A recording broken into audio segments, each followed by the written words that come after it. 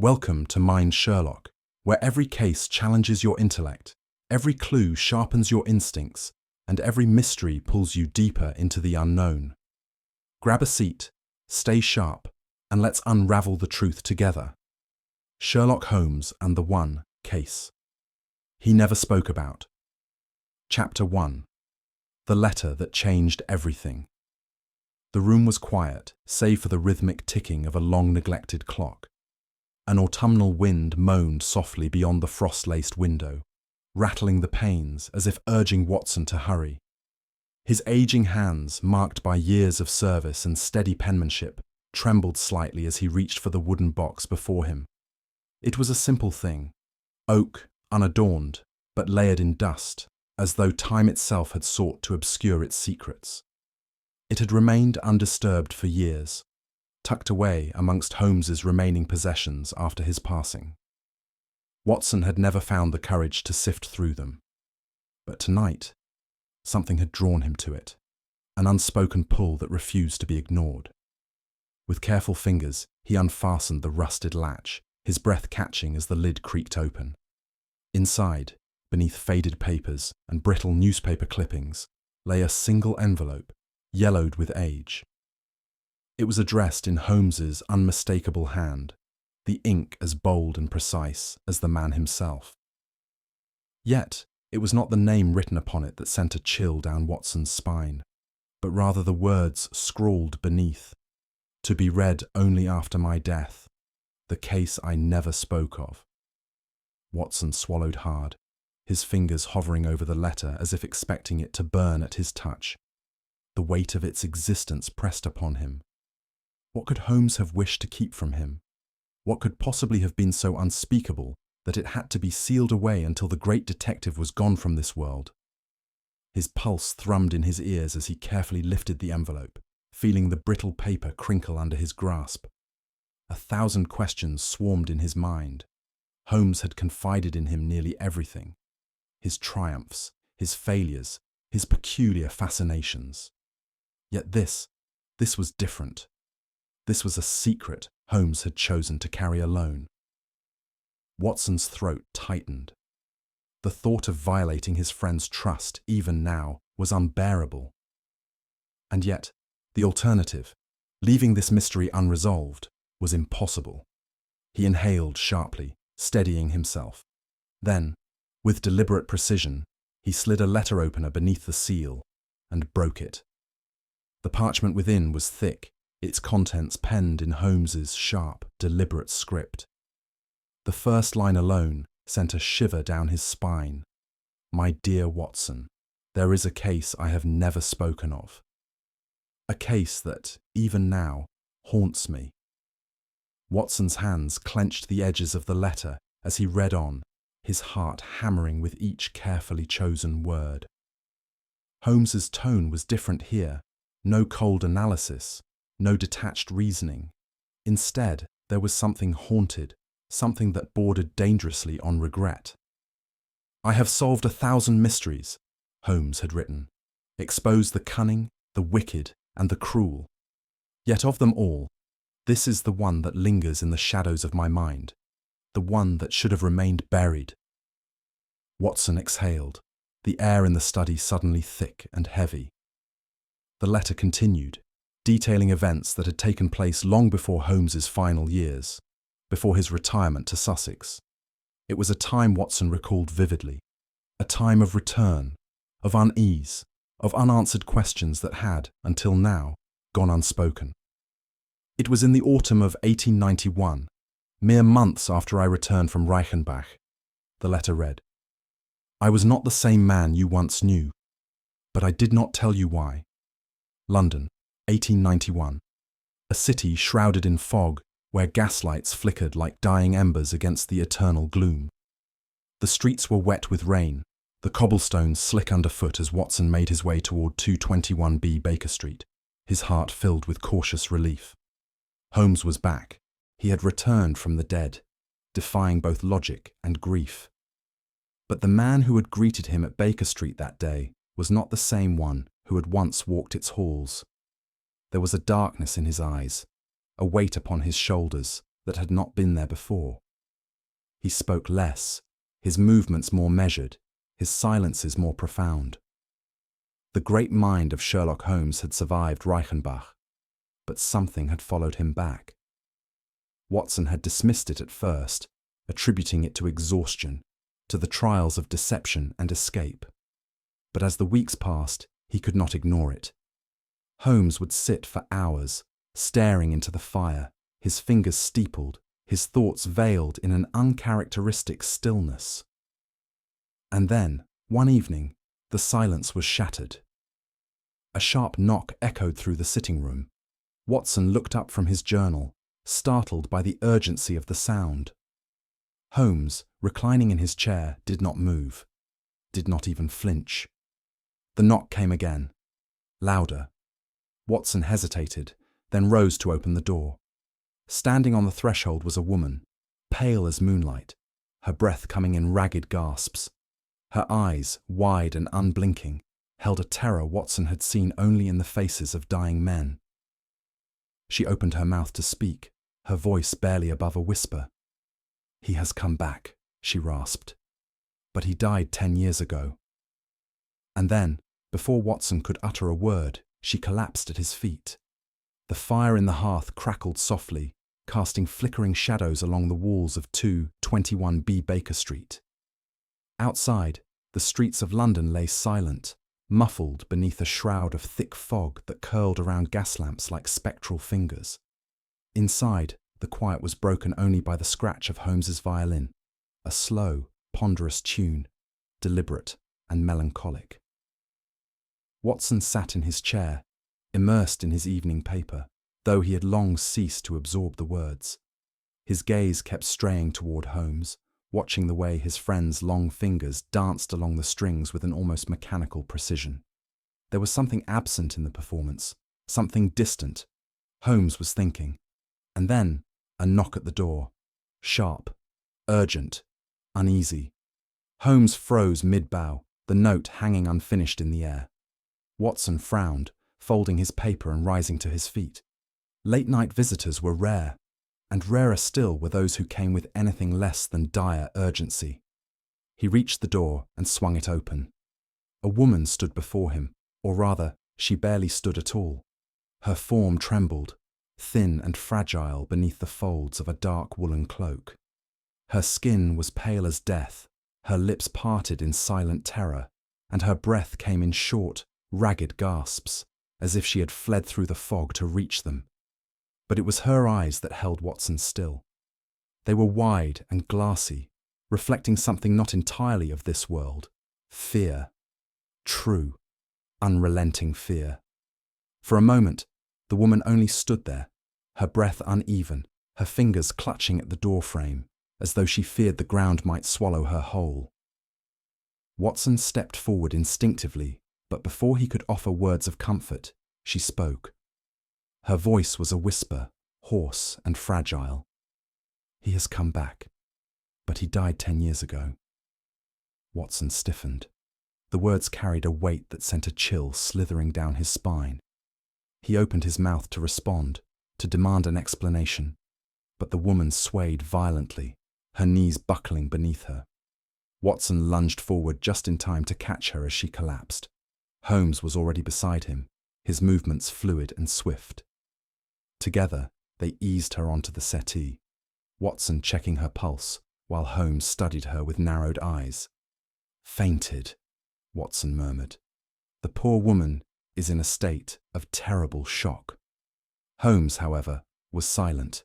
His gaze was fixed not upon the woman, but upon the door she had left ajar, his brows drawn together in the barest furrow of thought. Watson followed his gaze, but there was nothing there. Only the night, thick with fog, pressing against the window panes like a living thing.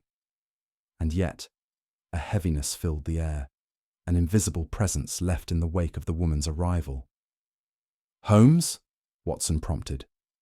The detective blinked, his focus snapping back. Without a word, he turned on his heel and strode toward his desk, retrieving his magnifying glass and a small vial of smelling salts. "Attend to her, Watson," he said. "She will have more to say when she wakes." And when she does, his voice lowered, and Watson could hear the weight of something unspoken beneath the words. I believe we shall hear something most singular. A few minutes passed before the woman stirred. The salts had done their work, and a faint shudder coursed through her frame as consciousness returned. Watson watched as her lashes fluttered open, her breath catching as if the terrors of the waking world had rushed back in an instant. Her fingers dug into the fabric of the settee, as though seeking something tangible to tether herself to. Holmes sat opposite her, his hands steepled, his eyes watching, waiting. Miss, Watson began gently. The woman swallowed, her throat working against unseen strain. Mercer, she croaked. Eliza Mercer. Holmes tilted his head ever so slightly, but his voice remained even. You are distressed, Miss Mercer. I require you to be as precise as you can. Who has returned? She exhaled sharply, as if the words themselves carried a weight too great to bear.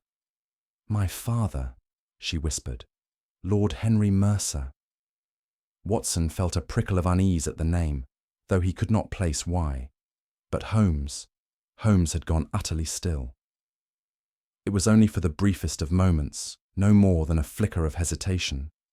But Watson saw it. Something had shifted. The fingers resting upon Holmes's knee had tensed. The sharp, hawk-like gaze that had disarmed so many criminals in its time had darkened with something Watson could not place. Holmes was never shaken, and yet he was shaken now. Eliza did not notice. Her gaze remained fixed upon the floor, her hands wringing together with silent desperation. My father, she repeated.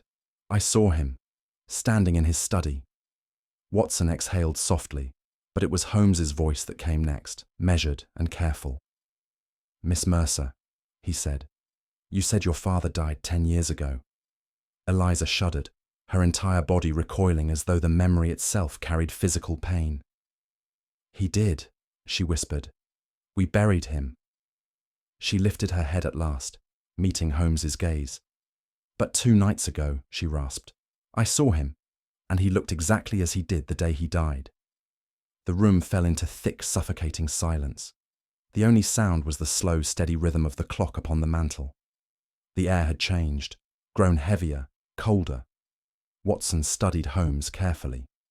His expression had settled once more into its unreadable mask. But Watson knew better. He had seen the brief flicker of something before Holmes had buried it beneath sheer will. And for the first time in years, Watson felt something strange coil in his chest. Fear, not of the case itself, not of the words Eliza Mercer had spoken, but of Holmes, of what he was thinking. At last, Holmes rose to his feet. The flickering firelight cast long shadows across his face, deepening the hollows beneath his sharp cheekbones. We leave at once, he said simply. Watson blinked. To where? Greystone Manor, Holmes replied, reaching for his coat. Miss Mercer's ancestral home. Eliza flinched at the name, and Watson caught the way her fingers clenched in her lap. Holmes turned to her, his voice softer now, though still carrying its weight of steel. You are certain of what you saw? Eliza nodded. Holmes exhaled through his nose, his eyes flicking toward the window, toward the darkness beyond Baker Street. Then I fear, Miss Mercer, he murmured, that what you witnessed was no ghost. Watson felt a chill crawl along his spine. Holmes turned back to them, his gaze sharper than ever. And that is what troubles me most of all. Chapter 2. The Phantom of Greystone Manor. The fog hung thick over London that evening, pressing against the windows of 221B Baker Street like an uninvited spectre. The scent of damp earth and distant rain clung to the air, mingling with the familiar aroma of Holmes' tobacco. Watson, settled in his chair with a medical journal spread across his lap, had long since given up reading, his attention drifting instead to his companion.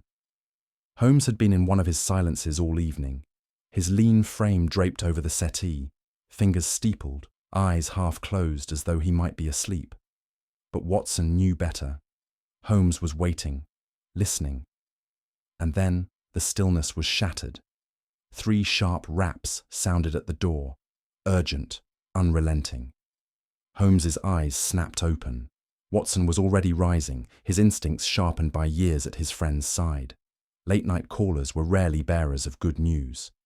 He swung the door open, and there she stood.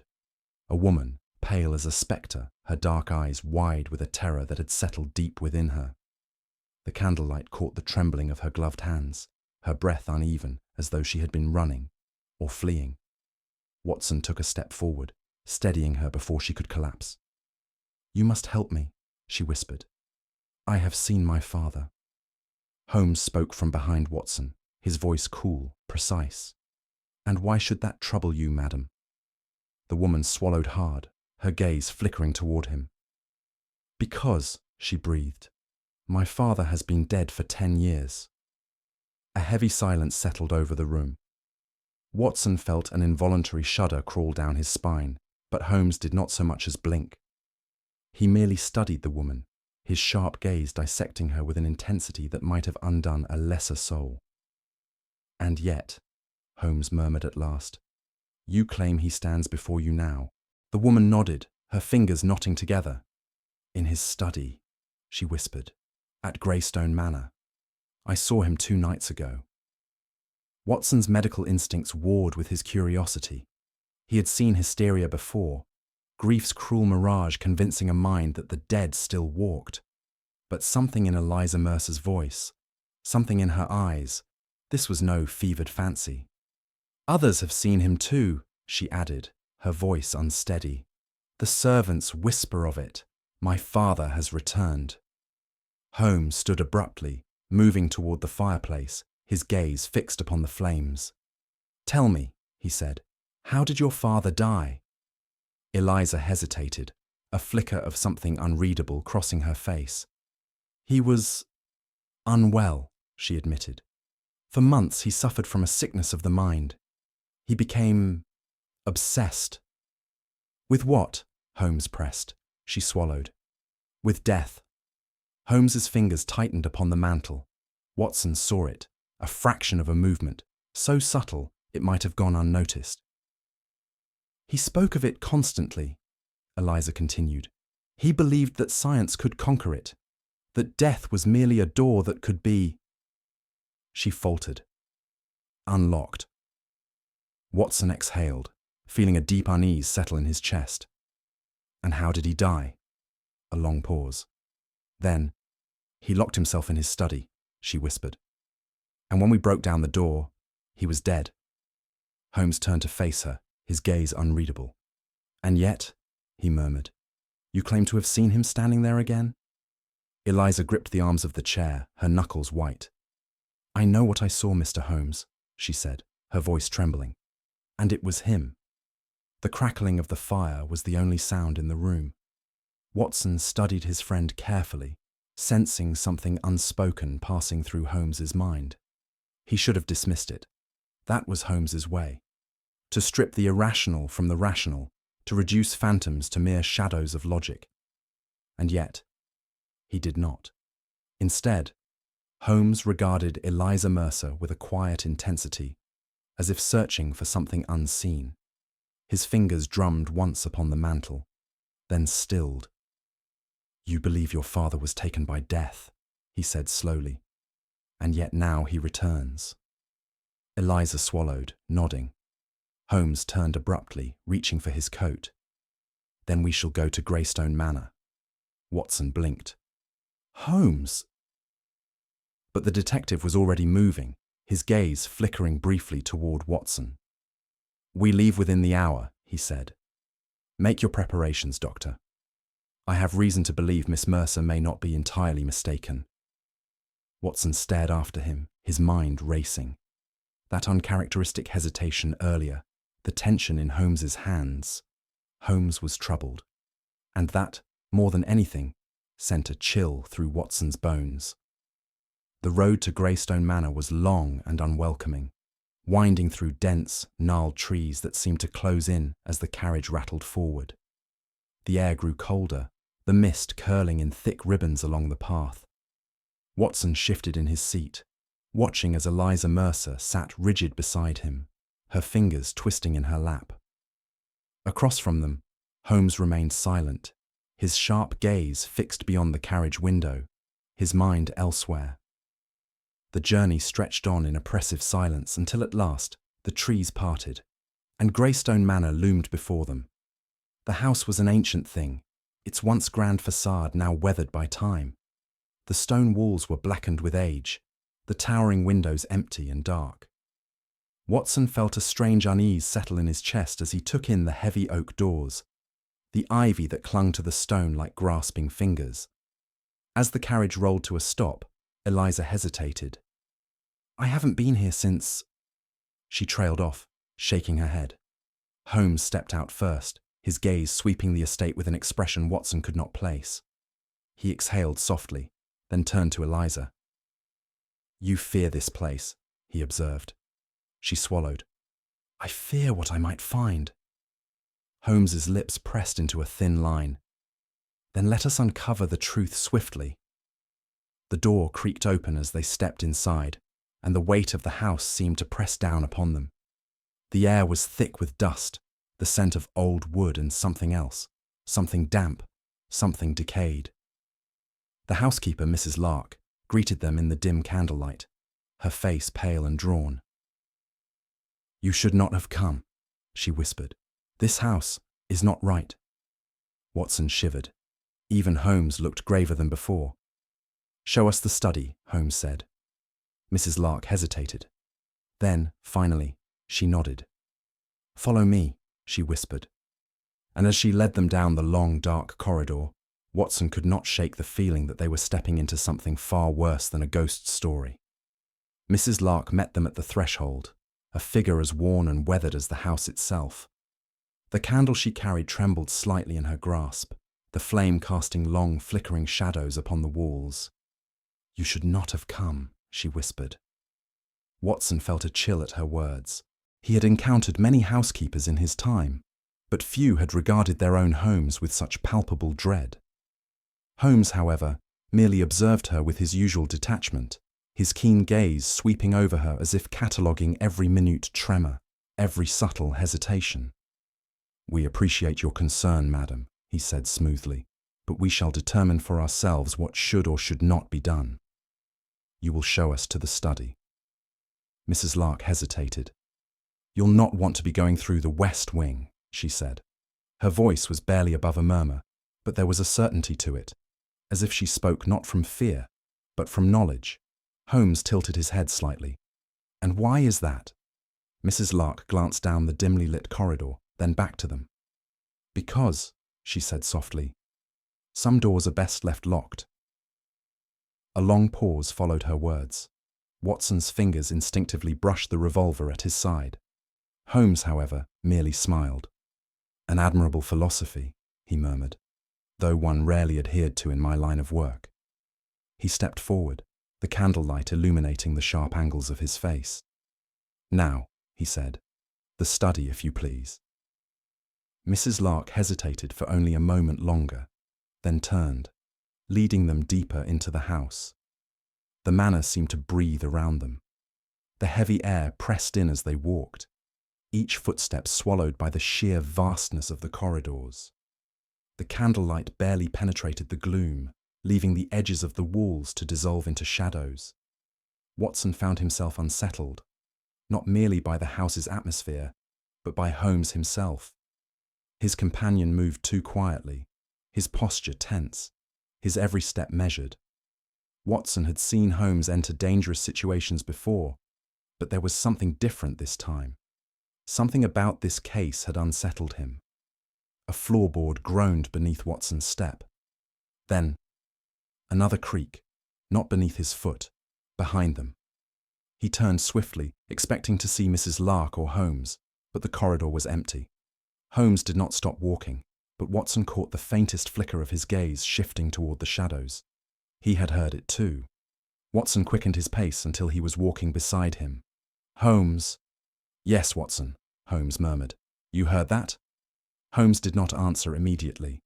His eyes were scanning the corridor ahead, the darkness stretching endlessly before them.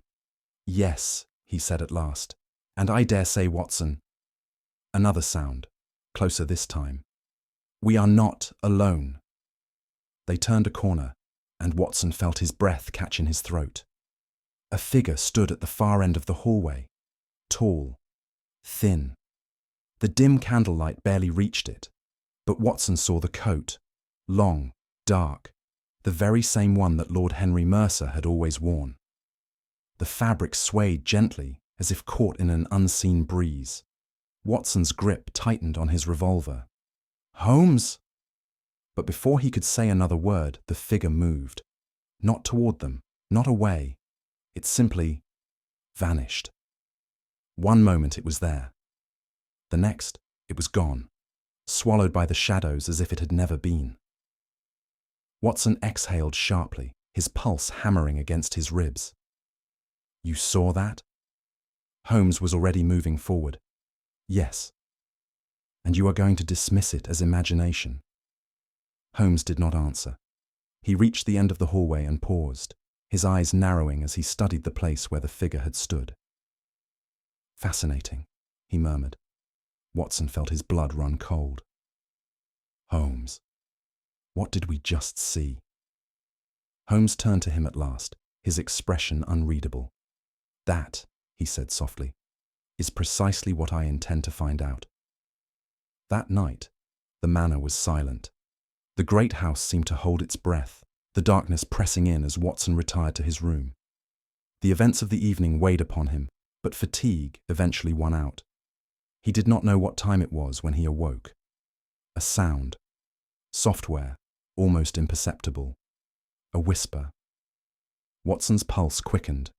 He turned his head, expecting to see Holmes at the doorway. There was no one there, only darkness. He rose slowly, crossing the room. The whisper had been faint, barely more than a breath, but he had heard it. He stepped into the hallway. It was empty. Then, movement.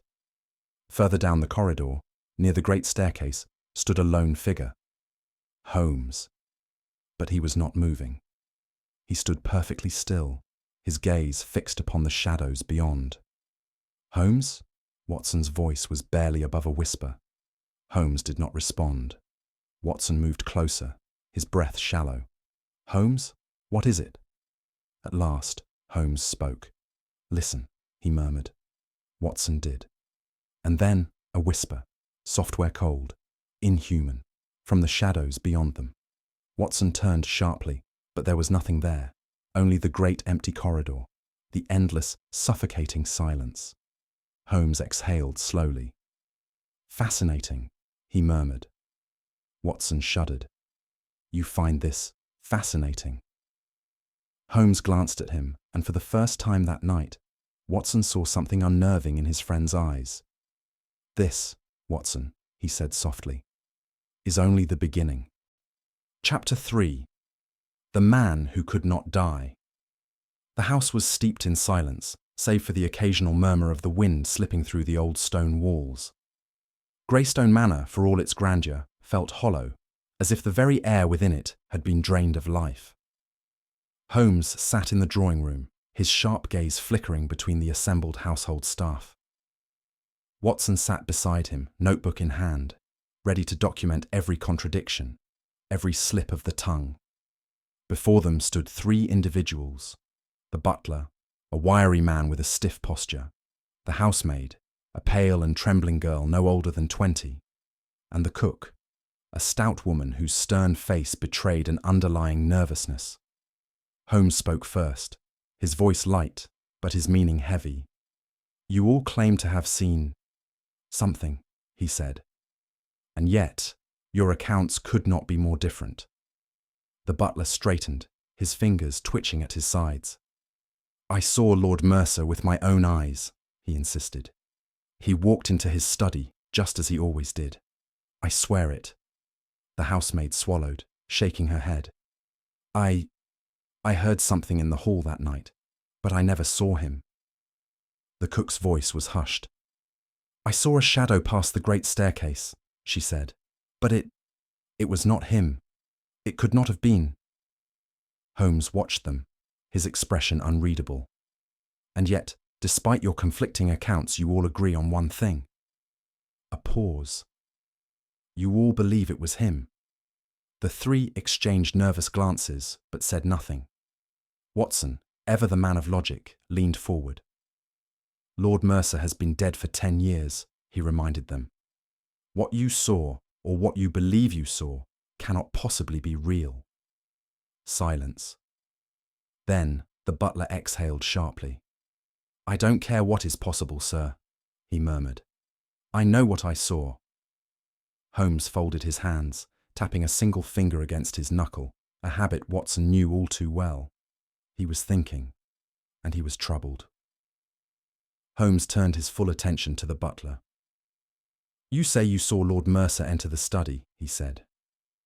At what time? The butler straightened. A little after midnight. And you are certain it was him? As certain as I am standing before you, sir. Holmes's gaze did not waver. And yet, when the study was checked, the door was locked from the inside. A flicker of something uncertain crossed the butler's face. Holmes leaned forward. Tell me, he murmured, how does a dead man walk into a locked room? The butler swallowed hard. I do not know. Holmes exhaled softly, rising from his chair. Watson, he said, would you be so kind as to accompany me to the study? Watson followed, glancing over his shoulder at the nervous faces behind them. Holmes walked with purpose, his footsteps barely making a sound as they approached the heavy oak doors of the study. Without hesitation, he pressed his hand against the wood. It was locked from within, Holmes murmured. And yet no sign of forced entry, no broken latch, no damaged hinges. He stepped back, his gaze flickering over the door's surface. Then he did something strange. He knocked. Once. Twice. The sound echoed through the empty house. A pause. Holmes turned to Watson, his voice a whisper. And yet, he murmured, someone was inside. Holmes was silent as they returned to the drawing room. It was an unsettling thing, to see Sherlock Holmes deep in thought, his mind whirring through possibilities at a pace even Watson could not follow. And then, as if summoned by the very weight of the mystery itself, the family priest arrived. Father Whitaker was an aged man, his lined face bearing the quiet sorrow of someone who had seen too much. He entered the drawing room slowly, his gaze flickering toward the study's locked doors before settling upon Holmes. You should not have come here, he said. Holmes merely inclined his head. I am told you were close to Lord Mercer, he said. The priest exhaled heavily. I was his confessor, he admitted. And in the final months of his life, his mind was unwell. Holmes raised an eyebrow. Unwell in what way? The priest's lips pressed into a thin line. He believed in things man was not meant to understand, he murmured. He spoke of death as if it were an obstacle he might overcome. Watson felt a prickle of unease. You mean he feared death? The priest's gaze darkened. No, doctor, he said softly. I mean he sought to defeat it. Holmes tilted his head slightly, his eyes gleaming. Interesting, he murmured. The priest hesitated only a moment before pulling something from his coat pocket. A single, torn page. Before he died, the priest whispered. Lord Mercer left this behind. I dare not keep it. Holmes took the paper and read it in silence. Watson watched as his friend's expression, so often controlled, so often detached, shifted ever so slightly. He saw Holmes pale. Watson took the page from his hands. It contained a single line. The dead should not walk. The house had grown cold, the kind of unnatural chill that seeps into the bones, silent and unwelcome. Watson sat by the fire, but the warmth did nothing to settle the unease creeping through him. Across the room, Holmes stood by the window, watching the night beyond. His face was unreadable. "You have been uncharacteristically silent," Watson murmured at last. Holmes did not look at him. "This house," he said, almost to himself, "is filled with lies." Watson frowned. "Then you do not believe what the staff have seen?" Holmes exhaled softly. "On the contrary," he murmured, "I believe they have seen something." Watson swallowed. "And yet I cannot determine which is more troubling," Holmes continued, "that what they have seen is real, or that someone wishes us to believe it is." He turned at last, his gaze locking with Watson's. "We will watch the study tonight," he said, "and whatever truth lies within this house." A pause. "We shall uncover it." Watson nodded, but a whisper of unease still lingered. Because, for all his confidence, for all his brilliance, Sherlock Holmes was holding something back. And Watson could not shake the feeling that, for the first time in his life, Holmes was afraid. The manor was deathly silent. The fire in the drawing room had burned low, casting weak flickers of amber across the heavy wooden panels. The long-case clock in the hall ticked steadily, its slow rhythm marking the passage of time with an unsettling precision. Watson sat beside Holmes, his fingers tightening around his revolver. Across from them, the study doors loomed in the dim candlelight, silent, unyielding, and locked from within. 2:10 a.m. Holmes had not spoken in some time, his sharp gaze fixed upon the doors, as though they might yield their secrets beneath his scrutiny alone. 2:12 a.m. Watson's breath was slow, deliberate. A creeping sensation settled over him, the weight of expectation, the knowledge that something was about to happen. Then, as the clock struck 2:13 a.m., it began, a low, groaning creak. The great oak doors of the study moved ever so slightly. Watson felt his pulse spike, his fingers instinctively curling around the grip of his pistol. The creaking grew louder. The doors began to swing open on their own. No wind stirred. No hand was seen upon them. And yet, the doors yawned wider, revealing the pitch-dark void beyond. Watson swallowed hard. "Holmes?" Holmes raised a hand, silencing him. His gaze remained locked upon the gaping entrance. The darkness inside the study seemed endless. And then, a shadow moved within it, a shape, tall and thin, stepping forward. Holmes did not move. Watson barely breathed. And then, as the figure stepped into the candlelight, Watson's blood turned to ice. It was Lord Henry Mercer, a man who had been dead for 10 years. Watson could not move. His breath hitched in his throat, his heartbeat a deafening hammer within his chest. His rational mind screamed that it could not be, that this was impossible, but his eyes told him otherwise. The man standing before them was pale as wax, his skin stretched taut over high, aristocratic cheekbones. His eyes, sunken and shadowed, held an unnatural stillness, as if peering from some abyss beyond human reach. And yet, the most terrifying thing of all, he looked exactly as he had the day he was buried. Watson's fingers trembled as he lifted the lantern, its golden glow illuminating the impossibly familiar face. "Dear God," he whispered. Lord Henry Mercer stood before them, whole and unaged, his long coat hanging in tattered elegance around his skeletal frame. Then he moved, a slow, deliberate step forward. Watson's hand tightened around the revolver at his hip, a reflex as old as his days on the battlefield. But his instincts waged war within him. How does one kill what is already dead? He turned, expecting to see Holmes's expression as unreadable as ever. But instead, for the first time in his life, Sherlock Holmes looked troubled. Then, in an instant, Holmes moved.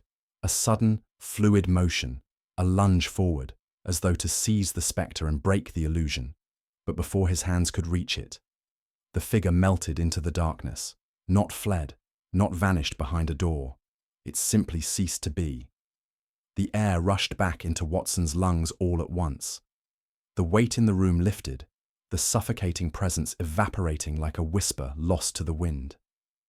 Holmes stood rigid, his hand still outstretched, his breath measured but strained. Watson exhaled sharply, his fingers shaking as he lowered the lantern. "What in God's name—" Holmes did not answer. He turned on his heel, his keen eyes scanning every inch of the room. He stepped forward, fingers grazing the floorboards, then the walls, his gaze flickering from shadow to shadow. He was searching for something. Watson forced himself to steady his breath, his medical training urging him to regain control of his nerves. "Holmes," he tried again. "What did we just see?"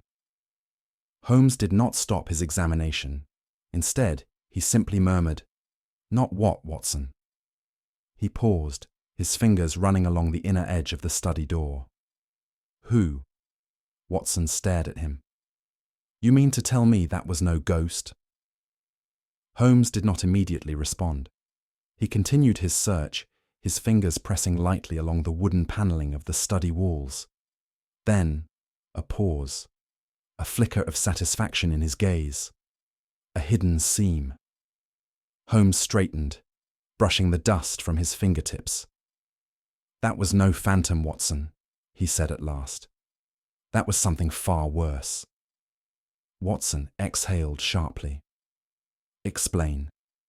Holmes turned to face him, his features set in an expression of grave contemplation. "Did you notice, Watson," he said, "that despite his apparent resurrection, Lord Mercer neither spoke nor blinked?" Watson frowned, replaying the scene in his mind. Now that Holmes mentioned it, no words had been uttered, no sound of breath had emerged. It had been like watching a marionette, something simulating life, but not quite grasping it. Holmes nodded, reading the realization in Watson's expression. "Precisely," he murmured. "And while I do not yet know how, I can assure you of one thing." He turned back to the hidden seam in the wall, his voice quiet, deliberate. "The dead do not walk, Watson." His fingers pressed against the panel. A click. A hidden door creaked open, revealing a passageway beyond. Holmes exhaled softly, the flickering candlelight catching the sharp angles of his face. "But the living," he murmured, "are far more dangerous." Chapter 4. The Sinister Experiment. The silence in Greystone Manor had grown heavier, thick as the dust that coated the stone floors. It was an unnatural stillness, one that pressed against the senses like a hand over the mouth. Holmes moved swiftly, his sharp gaze locked on a trail of faint footprints in the thick layer of dust. They led downward, toward the lowest levels of the manor, where the air grew damp and the walls whispered of secrets long buried. Watson followed, his every step marked by the uneasy weight of anticipation. "Holmes," he murmured, "where do these lead?" Holmes did not answer immediately. He had already reached a narrow stone passage at the end of the hall, a place where the light seemed to falter, where the air was colder than it should have been. "The crypt," he said at last. Watson halted, his breath catching. "A crypt?" Holmes nodded. "A place where the dead are meant to rest." He turned to Watson then, and though his expression remained composed, there was something in his eyes, something dark. "But I fear, Watson," he murmured, "that someone has disturbed them." With that, Holmes pressed his hand against the damp stone wall, and a hidden door groaned open, revealing a stairway descending into blackness. Watson swallowed hard, and together they stepped into the dark. The air was thick with rot. The chamber at the bottom of the stairs was unlike anything Watson had expected. It was no simple crypt, no resting place for the Mercer family dead. It was a laboratory. The walls were lined with shelves of glass vials, their contents long since dried into brittle remnants of something unholy. Rusted surgical instruments lay scattered across tables, their edges dulled but still bearing dark stains. Watson's stomach twisted. "Good Lord!" Holmes stepped further in, his sharp gaze cataloguing the scene with clinical precision. "These are not relics of the past, Watson," he murmured. "These tools were used recently." Watson turned sharply. "Recently?" "Holmes, This place is a nightmare. Who would conduct? A sound, a faint drip. Holmes moved toward a darkened alcove. Watson followed and nearly recoiled. In the corner of the room stood an operating table, its surface stained and cracked. Shackles hung from its edges, their rusted chains still and silent. But it was what lay beside it that truly chilled him. A cabinet, its wooden doors slightly ajar. Inside, beneath a thin layer of dust, Watson saw them. Preserved organs, floating in yellowed liquid, their glass containers labelled in fading ink. He took an unsteady breath. This is monstrous. Holmes, however, was staring at something else entirely. At the far side of the chamber, against the damp stone wall, stood another cabinet. Unlike the others, this one was locked. Holmes exhaled. And I suspect, he said softly, the true horror lies within that. Holmes knelt before the locked cabinet, his fingers running lightly over the rusted keyhole. Forced open once before, he observed, resealed hastily. Without another word, he produced a set of lockpicks from his coat and set to work. Watson, still reeling from the grotesque relics surrounding them, could only watch as Holmes worked with swift precision. Within seconds, a faint click sounded. Holmes pulled the cabinet open. Inside, carefully arranged beneath layers of crumbling parchment, were surgical notes, old, yellowed, but meticulously detailed. And at the bottom of the stack, a name stood out in bold, inked letters. Dr. Nathaniel Roque. Watson felt his breath catch. Holmes, he murmured. Surely not. Holmes lifted the topmost document, his eyes scanning the words. Dr. Nathaniel Roque, he repeated, the disgraced surgeon who vanished nearly a decade ago. Watson exhaled sharply. He knew that name. A man once heralded for his brilliance, until his research turned toward forbidden sciences, until he became obsessed with defying the limits of life and death. Holmes turned the pages slowly, his expression hardening. He did not vanish, he murmured. He was here. A silence fell between them, thick with dread. Watson swallowed hard. And what exactly was he doing? Holmes did not look up. He simply turned the page. And Watson saw the name written there, Lord Henry Mercer. Watson felt his pulse pound in his ears. Holmes, he breathed, are you saying? Holmes lifted a single hand, silencing him as he continued to read. His face was composed, but Watson knew his friend too well. This was something Holmes had not anticipated. Watson took the document from his hands, scanning the words with growing horror.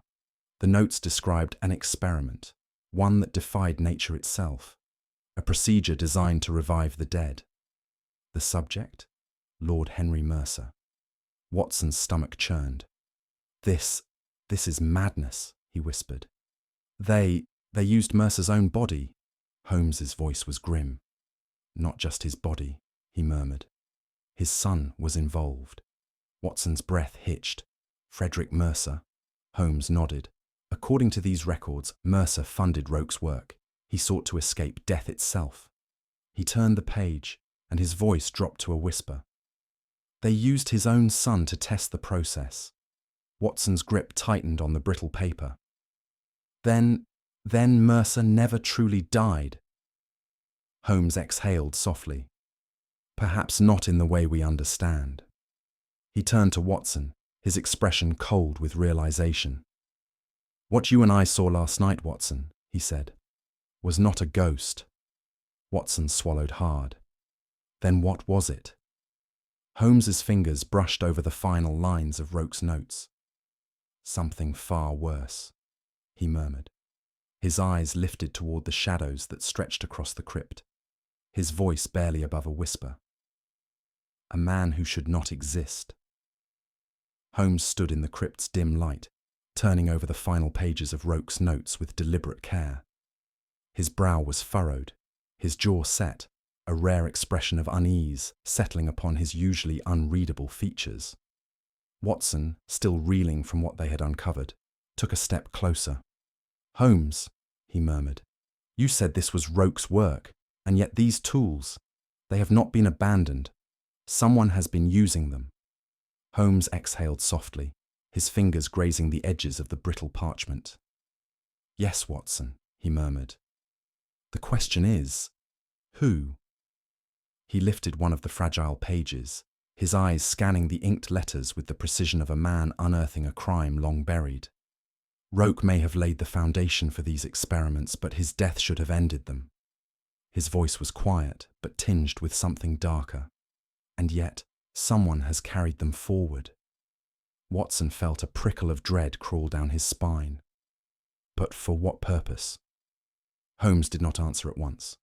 Instead, he turned the page and pointed to a date. This entry was written 6 months ago. Watson stiffened. 6 months? But Roke has been dead for nearly 10 years. Holmes nodded. Precisely. A silence fell between them, thick with implication. Whoever has continued Roke's work, Watson, Holmes said at last, is doing so now. And then, from above them, a sound tore through the manor. A scream, high, pitched with terror. Watson turned sharply, his pulse hammering. Good God! Holmes was already moving. Eliza, he said. It came from Eliza's room. They ran. The manor seemed alive with shadows as Holmes and Watson ascended the stairs, their footsteps pounding against the wooden steps. The scream had been cut short, but the air still trembled with its echo. Holmes reached the landing first, his sharp gaze locked onto the long corridor ahead, where a single candle flickered weakly outside Eliza Mercer's chamber. Watson was only a step behind him. Holmes. Holmes lifted a hand, silencing him. Then they heard it.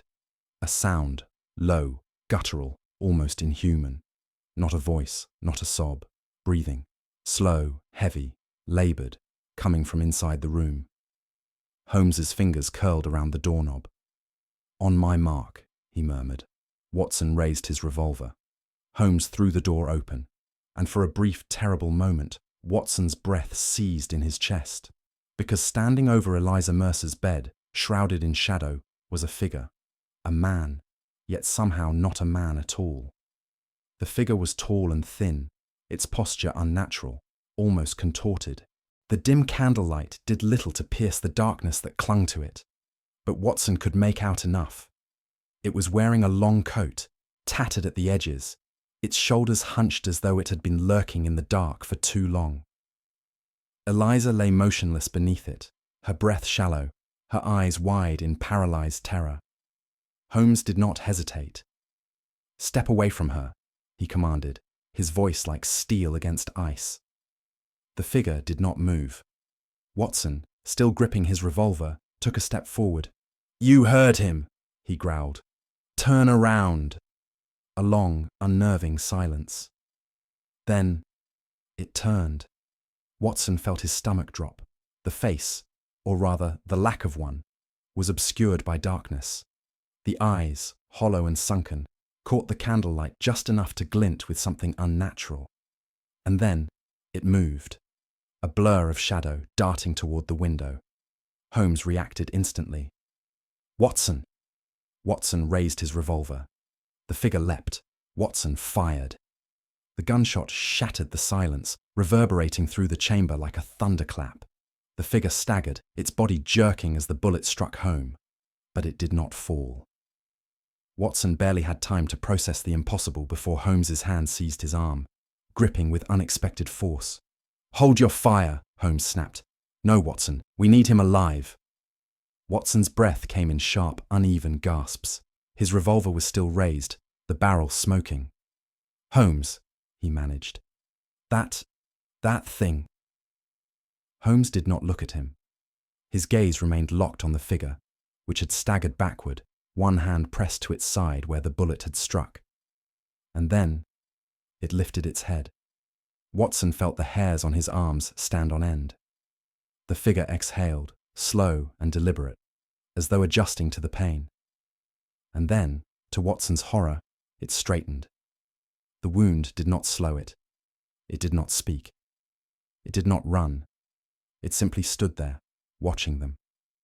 Then, before either of them could react, It moved again, this time with inhuman speed, lunging toward the open window. Holmes stepped forward, but it was too late. The figure vanished into the night. A silence followed, thick and suffocating.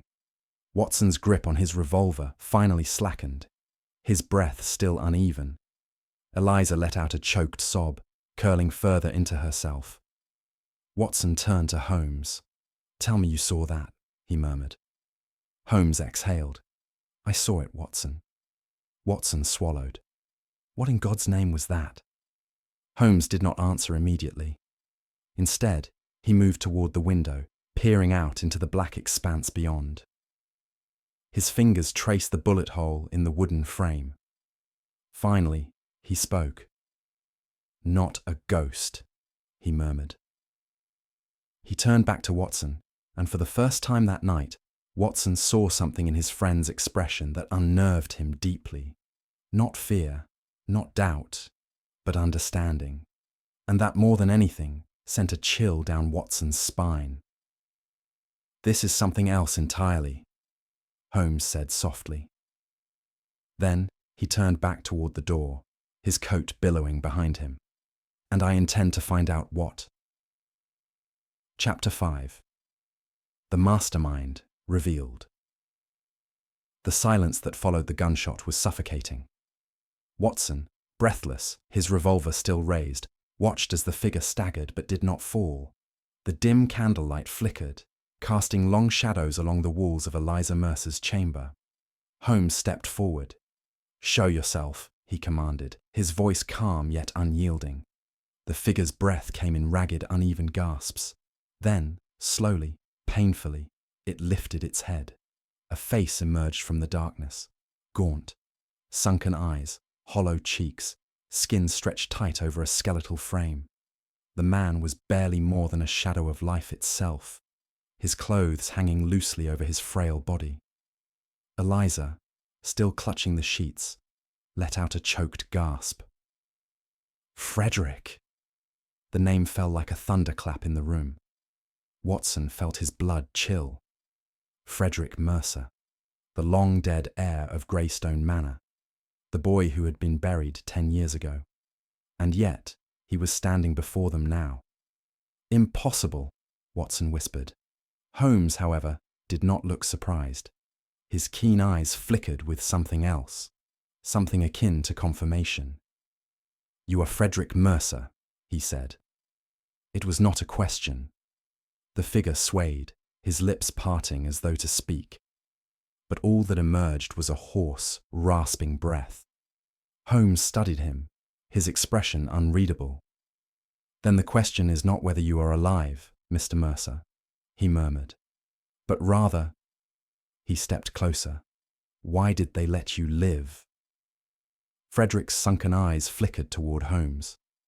A tremor ran through his skeletal frame, as though the weight of memory had crushed him from within. Holmes' gaze sharpened. "You were a subject, weren't you?" Frederick flinched. Watson turned to Holmes, his mind reeling. "Holmes, what are you saying?" Holmes exhaled softly. "I had my suspicions the moment I laid eyes on Roke's notes." He turned back to Frederick. "Your father was no mere victim, was he?" Frederick staggered back, his thin hands trembling at his sides. Holmes's voice dropped to a whisper. He was the one who started it all. Eliza let out a soft gasp of horror. "No, my father. He would never—" "Would he not?" Holmes cut in sharply. "Your father was obsessed with cheating death, Miss Mercer. And in Roke, he found a man desperate enough to oblige him." Watson's mind reeled. The pieces were falling into place, each revelation darker than the last. Holmes lifted the crumbling notes in his hand. Roke's experiments were not merely academic. They were commissioned, funded, by Lord Mercer himself. His voice turned grim. He sought to conquer death, and in doing so, he gave himself willingly to the experiment. Eliza covered her mouth in horrified realization. "But then why did he die?" "He didn't." Watson turned to Holmes in disbelief. Holmes exhaled. Not in the way you think, Miss Mercer. His gaze drifted toward Frederick, who now stood shaking, his hands clutching his head as though tormented by unseen horrors. Because, Holmes murmured, he was not the only one subjected to it. The crypt, the forgotten chamber of horrors buried beneath Greystone Manor. Watson felt the weight of the truth settle upon him like a suffocating fog. Frederick's fingers clawed at his own arms, his voice barely above a whisper. They put me there. Eliza's breath hitched. Who? Frederick's hollow eyes met hers. Father, he rasped, and Dr. Roke. A chill slithered down Watson's spine. Holmes nodded slowly, as if the words merely confirmed what he had already deduced. He was your first subject, wasn't he? Frederick gave a shuddering nod. Watson felt his stomach turn. Good God. They took me to the crypt, Frederick whispered. They said it was the only way. The only way to save him. Watson's breath grew shallow. Save him? Frederick let out a brittle, hollow laugh. He was already dead. Silence. Then, they locked me away, Frederick choked. In the dark, in the cold. They said they would wake him, but he never woke. And they never let me out. Watson turned to Holmes, his pulse pounding. He wasn't dead when they took him to the crypt, was he? Holmes's voice was like steel. Number. They were keeping him alive. Or rather, he exhaled, trying to bring him back. Frederick let out a soft, broken sob. But it was never him. Eliza fell to her knees, her hands covering her mouth. Father. No. Holmes's gaze darkened. Your father's obsession doomed you both, he murmured. And yet, Frederick, someone let you out. Who? Frederick's shoulders tensed, and in a voice barely above a breath, he whispered, Mrs. Lark. The name hung in the air like a death knell. Watson turned sharply. Mrs. Lark? Holmes exhaled, his hands clasping behind his back. Of course. A rustle of fabric from the doorway. Watson spun around. There, standing in the hall, her hands clasped tightly before her, was Mrs. Lark. Her face was pale, her eyes filled with something far beyond guilt, something closer to resignation. You knew, Holmes murmured. You knew all along. Mrs. Lark closed her eyes. I had no choice, Mr. Holmes. Eliza shook her head in disbelief. How could you? Mrs. Lark inhaled shakily. I swore loyalty to this family, Miss Mercer, she whispered, even when that loyalty led me to terrible things. Holmes studied her. You were the one who freed him. Mrs. Lark nodded slowly. Years passed. The doctor was long gone. And I could no longer listen to his cries in the dark. She turned to Frederick, tears glistening in her tired eyes. I'm so sorry. Frederick's hands clenched at his sides. His voice trembled. You left me there. Mrs. Lark let out a choked breath. I know. Silence fell once more. A silence thick with too many ghosts. Watson turned to Holmes. What now? Holmes lifted his gaze, his expression unreadable. Now, Watson, he said quietly, we end this. He turned back to Frederick. Tell me, he said, where is your father's body? Frederick's hollow eyes darkened. You won't find it, he murmured. Holmes's gaze narrowed. Why not? Frederick let out a soft, broken whisper. Because, he said, he isn't dead. Not really. The mastermind revealed, a Sherlock Holmes. Mystery. Eliza Mercer stood frozen, her breath shallow, her wide eyes fixed upon the emaciated figure before her. Her brother. The brother she had buried 10 years ago. Her lips parted, but no words came. Only a strangled whisper. They said you died. Frederick did not respond. He did not move, save for the faint, involuntary tremor that ran through his frail frame. Eliza took a step forward, then another, as though drawn by some invisible force. They buried you, she choked out. I remember the funeral. I remember. Her voice broke, and suddenly, as though the weight of it all had crushed her at once, she collapsed to her knees. Holmes watched without a word, his sharp eyes flickering between Eliza's despair and Frederick's silence. Watson stepped forward, kneeling beside her. "Miss Mercer," he murmured gently, reaching for her shoulder. But she shook her head violently, curling her arms around herself. "They lied to me," she whispered. "All these years, they lied to me." Holmes exhaled softly, his voice low and measured. "Not only to you, Miss Mercer," he murmured. "To everyone." Eliza lifted her tear-streaked face, looking at Holmes, as though seeing him for the first time. Watson tightened his jaw. "Holmes," he said, "if you have an answer, then give it. End this torment." Holmes glanced at him, then turned back to Frederick, his expression unreadable. "The answer is already before us, Watson," he said. "It was never a ghost." Eliza's breath hitched. Watson frowned. "What do you mean?" Holmes stepped forward, his gaze never leaving Frederick. "The supposed ghost of Lord Mercer," he murmured. "The figure seen haunting the manor. The shadow glimpsed in the corridors. The voice in the darkness." He tilted his head slightly. "It was never Lord Mercer at all." A chill ran through Watson. "It was him," he whispered. Holmes nodded. "Frederick Mercer. A man who should have been dead." Eliza let out a shuddering breath. "But how? How could no one have known?" Holmes exhaled. "Because they were not meant to."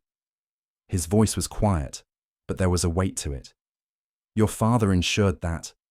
Eliza shook her head violently. No, he wouldn't." "He would." Holmes's voice was firm. "Lord Mercer sought to conquer death, Miss Mercer. And in doing so, he damned his own son." Watson swallowed hard. "My God," he murmured. "Frederick, he was the experiment." Holmes turned back to Frederick. "You were locked away," he said softly, "for years, hidden beneath Greystone Manor while Roke conducted his experiments. When the doctor was gone, the manor's halls became your prison instead." Frederick flinched at Holmes's words, as though each syllable struck him like a lash. "You wandered the house," Holmes continued, "half alive, half forgotten.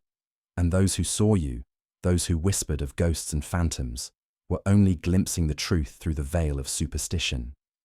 Eliza clutched her arms tightly, as though she might hold herself together through sheer force of will.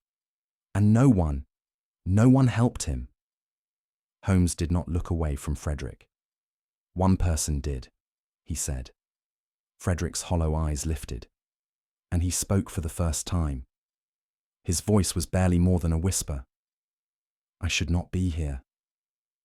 The words hung in the air, fragile and broken. Frederick curled into himself, his thin fingers gripping his own arms, as though attempting to hold his own existence together. "I should not be here," he repeated, his voice cracking. Holmes watched him in silence. Watson swallowed hard, something in him twisting painfully at the sight of the broken man before them. Eliza reached for her brother. "Frederick, please." But he flinched away from her touch, his breath shallow, erratic. I wasn't meant to live," he choked out. "Father," he said, "I was supposed to—" His head snapped up suddenly, his sunken eyes wide, his breath coming in sharp, uneven gasps. "He said he would make me whole again," he whispered. "He said it was the only way." Watson felt his stomach tighten. Holmes's voice was quiet, measured. "And did he?" Frederick let out a soft, hollow laugh. Then, his voice barely more than a breath. "He never did." A silence followed, a silence thicker than death itself. Holmes inhaled softly. "And now you are left with a choice, Frederick." Frederick's fingers twitched. Holmes's eyes sharpened. "Do you intend to live?" Frederick stared at him, his gaze unreadable. For a long moment, there was only silence. Then finally, Frederick looked away and said nothing. Holmes did not move. He did not speak. There was no triumph in solving this case, no sense of victory in unraveling its secrets. There was only the truth, a truth too terrible to be spoken aloud. Watson exhaled slowly, rubbing a hand over his face. "Holmes," he murmured. What do we do now?" Holmes did not answer at first. His gaze remained fixed upon Frederick, who now sat motionless, staring at nothing at all. Watson turned to Eliza, who still knelt on the floor, her hands shaking. She had uncovered a brother, but in doing so, had lost something else entirely. Holmes closed his eyes briefly, then inhaled. When he finally spoke, his voice was low but certain. "We leave." Watson frowned. "But—" Holmes turned to him, his gaze hard and final. "There is nothing left to solve," he said. "The case is closed." Watson stared at him. Closed. He glanced at Frederick, at Eliza, at Mrs. Lark, at the ruins of a family that had been broken long before they arrived. "Holmes," Watson said, his voice tight. This isn't just another puzzle. This is—" Holmes cut him off. "A tragedy, Watson. Yes." He turned toward the door, his coat billowing slightly as he walked. "And some tragedies," he murmured, "do not require an audience." Watson hesitated, then cast one final look at Frederick Mercer, the man who should not have lived. Frederick did not lift his head. The weight of silence settled over the room, heavier than any spoken word. And as Holmes and Watson walked away, the house remained still. The ghosts of Greystone Manor would not follow them, but they would never truly be gone. Chapter 6. The case Holmes never spoke of. The case was solved. And yet there was no victory. Watson watched as Holmes stood motionless in the drawing room of Greystone Manor, his sharp features cast in the dim candlelight, his gaze fixed upon something unseen. The house was silent now. No more whispers in the corridors. No more fleeting shadows at the edges of the eye. No more ghosts. Only the grim weight of truth that hung in the air like a suffocating mist. Holmes exhaled slowly.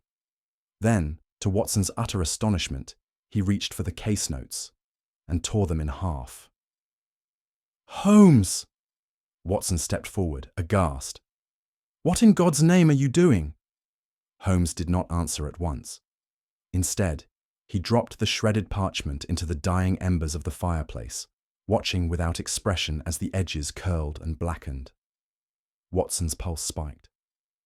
"You mean to keep this secret?" His voice trembled with disbelief. "After everything we've uncovered? After everything we've seen?" Holmes's fingers tightened behind his back. "Yes." Watson could scarcely believe what he was hearing. "Holmes," he said, struggling to contain his rising frustration. "This is unlike you. The world must know the truth." Holmes turned to him at last, his gaze sharp, unreadable. "Not all truths should be known, Watson." His voice was calm, but beneath it lay something Watson had never heard before. Not certainty, doubt. By morning, Frederick Mercer was gone. Holmes had seen to it personally, orchestrating every detail with ruthless efficiency. Under an assumed name, Frederick was sent to a sanatorium on the outskirts of England, far from prying eyes, far from his past, far from the nightmare that had shaped him into something not quite a man, not quite a ghost. Eliza never saw him again. Watson stood beside Holmes as the carriage carrying Frederick disappeared down the fog-lined road, the wheels cutting a path through the cold, damp earth. Watson's jaw tightened. "You spared him the gallows," he said. Holmes did not turn his head. "I did." Watson exhaled, his breath misting in the cold air. "Because you pity him?" A long pause. Then, Holmes's quiet reply. "Because I understand him." Watson's fingers clenched into a tight fist. He wanted to argue, to rail against Holmes's decision, to demand that justice be served. And yet, as he thought of Frederick, gaunt, broken, trembling in the dark, he found that he could not. The wind was bitter that evening, carrying with it the scent of damp earth and decay. Watson stood in silence as Holmes worked swiftly, burying the final remnants of Dr. Roke's notes in the unmarked grave near Greystone Manor's abandoned crypt. The tattered, yellowed pages held horrors that should never be read again. Holmes did not hesitate. With each shovel of dirt, he buried the twisted ambitions of a man who sought to defy nature itself. Watson folded his arms, his coat drawn tightly around him. "You're certain about this?" he asked, though he already knew the answer. Holmes drove the shovel into the ground one last time. "There are men in this world, Watson, who would kill for these notes. Men who would not hesitate to continue Roke's work, regardless of the cost." He straightened, brushing the dirt from his hands. "Some knowledge is too dangerous to exist." Watson nodded slowly, though a part of him still wrestled with the weight of what they were doing. But when he looked down at the freshly packed earth, the final resting place of science turned to horror, he realized. Holmes was right. They returned to London in silence. Holmes spoke little in the days that followed, retreating into his familiar solitude, his violin the only voice that broke the stillness of 221B Baker Street. Watson, however, could not let it rest. And on the fourth evening, as Holmes sat in the dimly lit study, his long fingers poised over the violin strings, Watson could hold back no longer. He slammed his glass down onto the table. "Why, Holmes?" His voice was sharp, demanding. "Why keep this secret? The world deserves to know." Holmes did not react immediately. He merely set the violin aside with excruciating patience, then lifted his gaze, calm, unreadable, but far too knowing. "Do you believe that, Watson?" he asked quietly. "Truly?" Watson felt his frustration rise. "Of course I do. We unearthed something monstrous, something that should never have been allowed to exist. And instead of exposing it, we buried it. We buried him." Holmes leaned forward, resting his elbows lightly on his knees. "And if the world knew?" Watson stiffened. Holmes continued, his voice even. "What do you think would happen, Watson, if the truth of Greystone Manor became known?" Watson hesitated. Holmes pressed forward.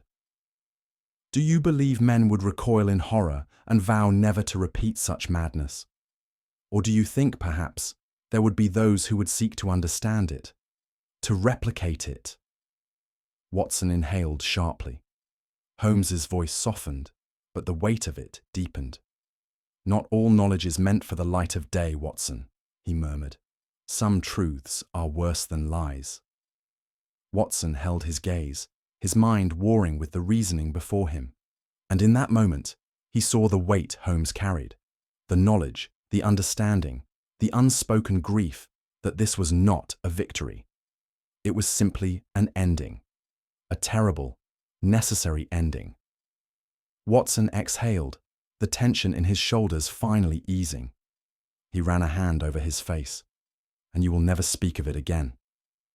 Holmes nodded once. "No." Silence. Watson let out a slow breath. Then, without another word, he reached for the fireplace poker, stirring the embers just enough to catch the edge of a single parchment scrap. The flames curled around it, devouring the last trace of Greystone Manor. Holmes watched, saying nothing. And with that, the case was gone. Forever. Epilogue. The letter that was never meant to be read. Years passed. And then, one evening, long after Holmes had gone, Watson stumbled upon a sealed envelope among his old belongings. It was marked in Holmes' familiar script, "To be read only after my death." Watson hesitated. His hands trembled as he broke the seal. Inside, a single page. Holmes's writing, steady and precise. "I have solved 1,000 mysteries, my friend, but this is the only one I regret." Watson swallowed, his throat tight. And then, in one swift motion, he cast the letter into the fire. The flames consumed it, and with it, the last secret of Sherlock Holmes was lost to time. Watson's chest rose and fell with unrestrained emotion. His voice, tight with frustration, cut through the silence of 221B Baker Street. "I do not understand you, Holmes." He paced, his footsteps heavy against the wooden floor. You, of all men, how can you live with this secrecy? Holmes sat in his chair, hands steepled beneath his chin, his expression unreadable. The firelight flickered across his sharp features, casting shifting shadows along the walls. Watson's voice grew quieter, but no less firm. People deserve to know what happened at Greystone Manor, the horrors that took place, the crimes that were committed in the name of... In the name of what, Watson? Holmes interjected, his voice low, deliberate. Progress? Madness? The line between the two is thinner than we like to admit. Watson exhaled sharply, running a hand through his hair. But you buried the truth. Holmes turned his gaze toward the fire. Not all truths should be known, Watson, he said quietly. Some are worse than lies. Watson's hands clenched at his sides. You don't believe that. Holmes looked at him then, truly looked at him. And for the first time in all their years together, Watson saw something in his friend's cold, piercing eyes that made his breath catch. Not logic, not certainty, but doubt. Don't I? Holmes murmured. Watson felt his anger drain. The fire crackled softly. The weight of the case hung in the air between them. And neither man spoke again. The world moved on. Another case. Another mystery. Another battle of wits between Sherlock Holmes and the darkness that lurked in the corners of London. Yet in all the years that followed, Holmes never spoke of Greystone Manor again. Not once. Not when the newspaper printed vague accounts of the Mercer family's tragedy. Not when Watson attempted, on occasion, to press the matter. Not even when he stood alone at the window of 221B Baker Street on quiet nights, his gaze lost in the fog. It was as if the case had never existed at all. Watson watched him carefully in the months that followed. There was no change in Holmes's demeanour, no outward indication that the events of Greystone had left any lasting mark.